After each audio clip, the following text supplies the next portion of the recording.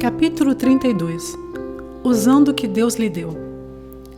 Visto que nos descobrimos moldados nessas partes excelentemente formadas e maravilhosamente funcionais do corpo de Cristo, sigamos adiante e sejamos o que fomos feitos para ser.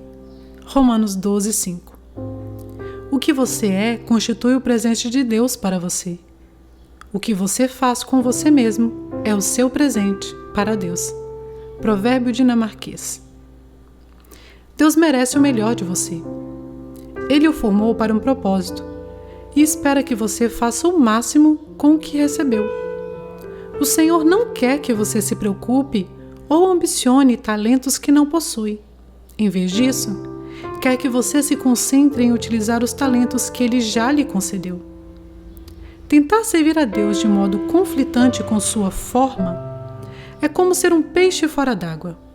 É frustrante e os resultados são limitados. Também é desperdício de tempo, talento e energia. O melhor uso para a sua vida é servir a Deus de acordo com sua formação. Para isso, você deve descobrir sua forma, aprender a aceitá-la e apreciá-la, para depois desenvolvê-la ao seu potencial máximo. Descubra a sua forma. A Bíblia diz: não procedam imprudentemente, mas procurem descobrir e fazer tudo o que o Senhor quer que vocês façam. Não deixe que se passe outro dia. Comece hoje a averiguar e a esclarecer quem Deus quer que você seja e o que Ele quer que você faça. Comece avaliando seus dons e habilidades. Analise de forma demorada e honesta em que você é bom e em que não é. Paulo aconselha: procurem fazer um juízo correto de suas capacidades. Faça uma lista. Solicite a outras pessoas uma opinião sincera. Diga-lhes que está tentando descobrir a verdade, não buscando elogios. Dons espirituais e habilidades naturais são sempre confirmados por outros. Se você pensa ter talento para ensinar ou cantar, e ninguém mais concorda, adivinhe. Se você quiser saber se tem o dom da liderança, basta olhar por cima do ombro. Se ninguém o estiver seguindo, você não é líder. Faça perguntas como: em que situações pude ver frutos em minha vida que foram confirmadas por outras pessoas? Em que situações fui bem-sucedido? Uma avaliação dos dons espirituais e uma lista das habilidades podem ajudar, mas sua função é limitá-la. Em primeiro lugar, elas são padronizadas, logo, não levam em conta seu caráter exclusivo. Em segundo lugar, não existem definições de dons espirituais na Bíblia. Logo, qualquer definição será arbitrária e quase sempre representará uma tendência denominacional. Outro problema é que quanto mais maduro você se torna, maiores são as probabilidades de se manifestarem características de vários dons. Você pode estar servindo, ensinando ou se dedicando a algum ministério em virtude de sua maturidade, mas não por causa de um dom espiritual. A melhor maneira de descobrir seus dons e capacidades é experimentar diferentes áreas de trabalho. Eu poderia ter feito uma centena de testes para dons e habilidades quando era jovem. Porém, jamais descobriria que tinha o dom do ensino, porque era algo que eu nunca havia feito. Somente depois de aceitar alguns convites para palestras, foi que vi os resultados e a confirmação das pessoas. E então percebi: Deus me capacitou para isso.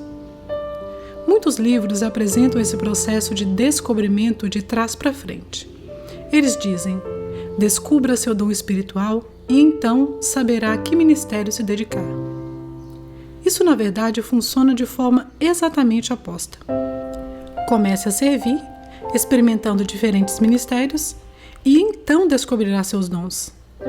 Enquanto não estiver efetivamente envolvido em servir, não descobrirá sua aptidão. Você possui dezenas de habilidades escondidas e dons que desconhece porque nunca os pôs à prova. Por isso, incentivo-o a tentar coisas que nunca fez anteriormente. A despeito de sua idade, devo exortá-lo a nunca deixar de experimentar. Conheci muitas pessoas que descobriram talentos escondidos depois dos 70 ou dos 80 anos de idade. Conheço uma mulher na casa dos 90 anos que corre e vence corridas de 10.000 metros, e ela não percebeu que gostava de correr até completar 78 anos. Não tente entender seus dons até que se apresente para servir voluntariamente em algum lugar. Apenas comece a servir. Você descobre seus dons ao se envolver no ministério. Tente ensinar, liderar, organizar, tocar um instrumento ou trabalhar com adolescentes. Você não conhecerá suas aptidões enquanto não tentar. Quando não der certo, chame isso experiência, não fracasso. Em algum momento, irá descobrir o que é capaz de fazer bem. Leve em consideração seu coração e sua personalidade. Paulo aconselha: faça um exame cuidadoso de quem você é e do trabalho que tem realizado, e então dedique-se inteiramente a isso. Mais uma vez, é proveitoso ouvir comentários de quem o conhece melhor. Faça perguntas a você mesmo. O que realmente mais gosto de fazer? Em que momentos me sinto mais vivo? Que tipo de trabalho estou fazendo quando perco a noção de tempo? Gosto de rotina ou de variedade? Prefiro trabalhar em equipe ou sozinho? Sou introvertido ou extrovertido? Sou racional ou emocional? De que gosto mais? De competir ou de cooperar? Examine suas experiências e extraia lições já aprendidas. Analise sua vida e pense em como ela o formou. Moisés disse aos israelitas: pensem hoje na grandeza de Deus e naquilo que aprenderam a respeito do seu poder e da sua força. Experiências esquecidas são inúteis. Eis uma boa razão para manter um diário espiritual. Paulo ficou preocupado com a possibilidade de os cristãos da Galileia terem esquecido o sofrimento pelo qual haviam passado. Ele disse: todas as experiências foram desperdiçadas? Espero que não. É raro percebermos o bom propósito de Deus na dor, no fracasso ou na vergonha enquanto vivemos a experiência. Quando lavou os pés de Pedro, Jesus disse: você não compreende agora o que eu estou lhe fazendo. Mais tarde, porém, entenderá. Somente em retrospecto compreenderemos como Deus planejou um problema para o bem. Extrair lições das experiências leva tempo. Sugiro que você reserve um final de semana para um retiro de análise da vida, em que se dedicará unicamente a descobrir como Deus trabalhou em vários momentos decisivos de sua vida e como Ele deseja usar essas lições para ajudar os outros. Existem recursos que podem auxiliá-lo a fazer isso. Aceite e desfrute sua forma. Deus sabe o que é melhor para você. Por isso, aceite com gratidão a forma que Ele lhe deu. A Bíblia diz: quem és tu, ó homem, para discutires com Deus? Acaso pode a obra dizer ao artífice: por que me fizeste assim?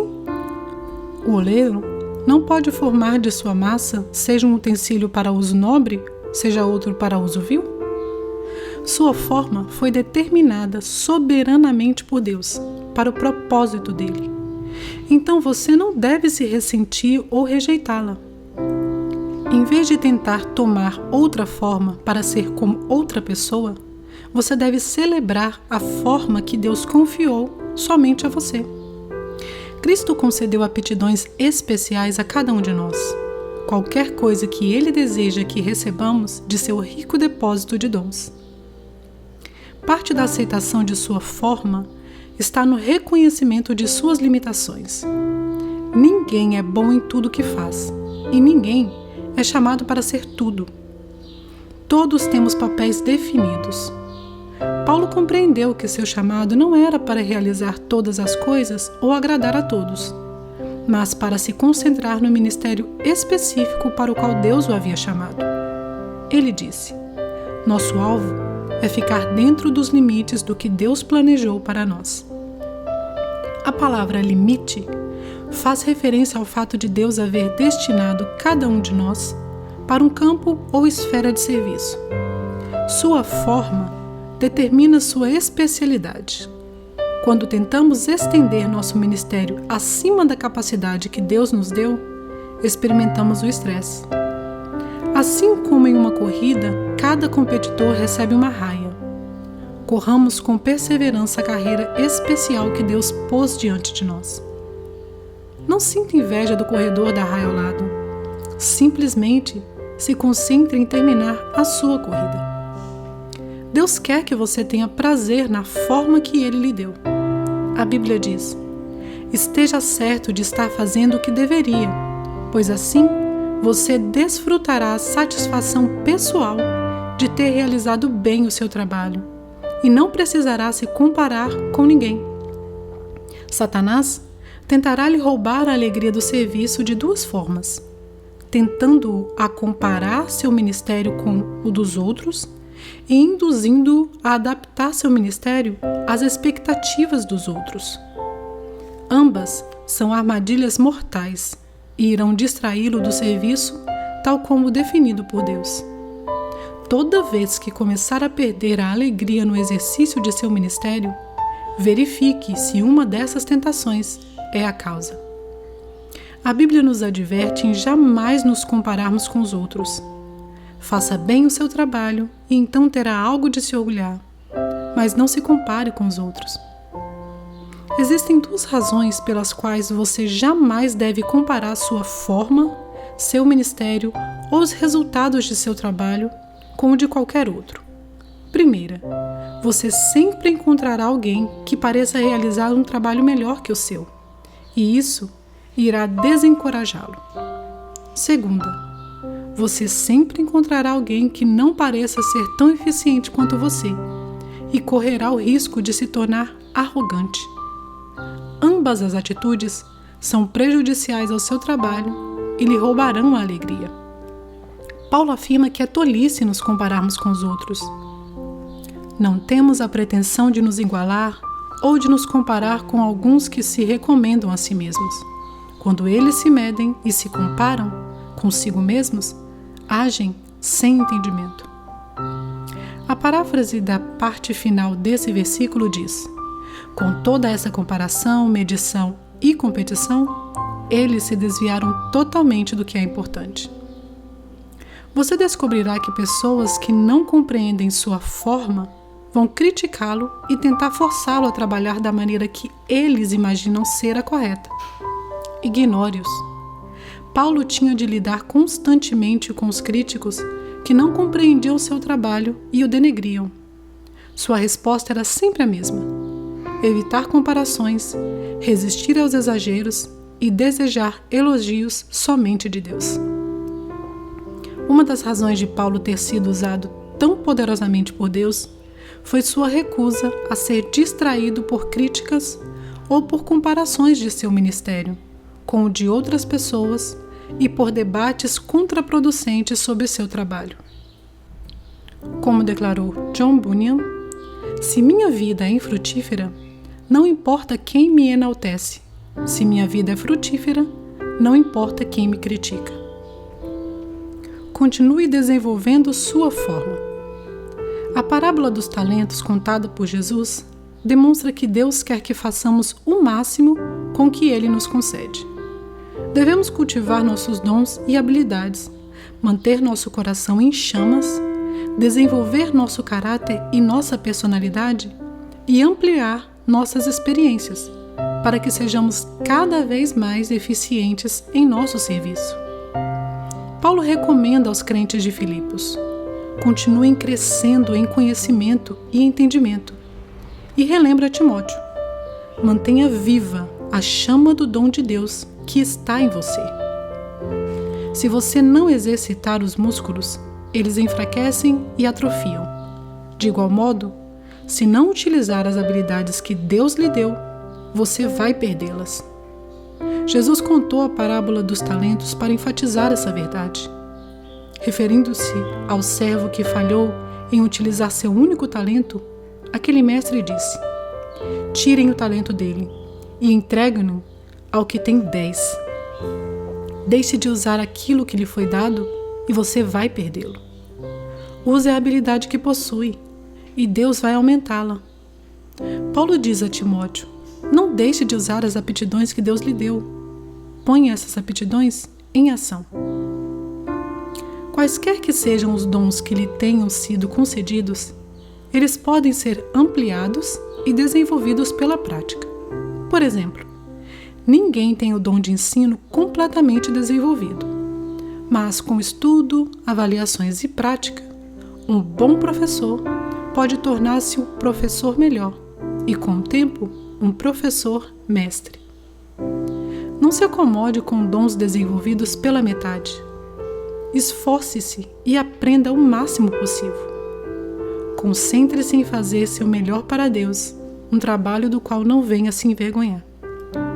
Aproveite todas as oportunidades de treinamento para desenvolver sua forma e aguce suas habilidades para o serviço de Deus. No céu, serviremos a Deus para sempre.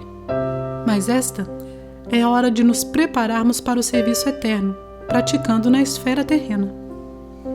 Como atletas que se preparam para a Olimpíada, continuamos treinando para o grande dia.